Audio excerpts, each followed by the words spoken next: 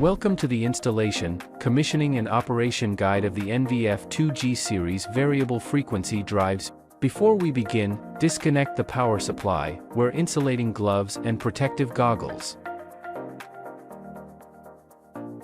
The necessary tools include an electric screwdriver, wire strippers, wire crimping pliers, wires of appropriate specifications, twisted pair shielded cables, wireless, screwdrivers, and insulating gloves. Do not open the enclosure within 10 minutes of power disconnection.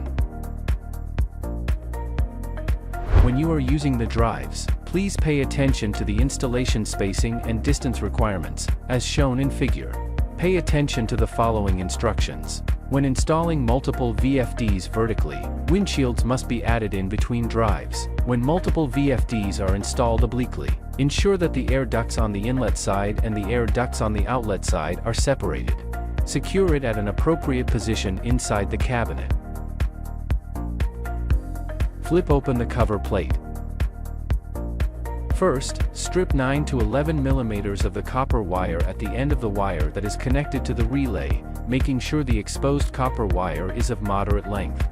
AI1 AI2 are analog input terminals, with a common terminal GND.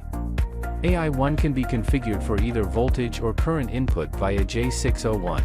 Short J601 1 to 2 for voltage input, 2 to 3 for current input. For 85 positive, for 85 negative terminals comply with RS485 standard. AO1 and AO2 are analog output terminals, with a common terminal GND. AO1 can be configured for either voltage or current output via J603. Short J603 1 to 2 for voltage input, 2 to 3 for current input. For source wiring, it is necessary to short 1 to 2 of J606. Sync wiring needs to short circuit 2 to 3 of J606. R1A and R1B are normal open contact groups, and R1C and R1B smoothly remove it from the rail. R1A, R1B, R1C are relay 1 contact outputs. R2A and R2B are normal open contact groups, and R2C and R2B smoothly remove it from the rail.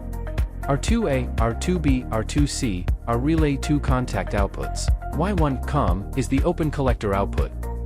Taking the main circuit wiring as an example, our ST connects to the power supply, and UVW connects to the motor. If the brake is to be connected, you need to remove the yellow card and connect the external brake resistor to the positive and B terminals. Note that the far left terminal is the grounding terminal. The protection terminal must be reliably grounded. The positive and negative terminals of the VFD DC bus are DC terminals and can be connected to DC power input. The external brake terminals are connected according to actual needs. After confirming that the wiring is correct and the voltage is consistent with that of the product, power on for 1 to 2 seconds and the VFD will display 50.00 Hz. The above provides an overview of VFD installation and wiring. For more information, please visit our official website or get in touch with our local representatives for assistance.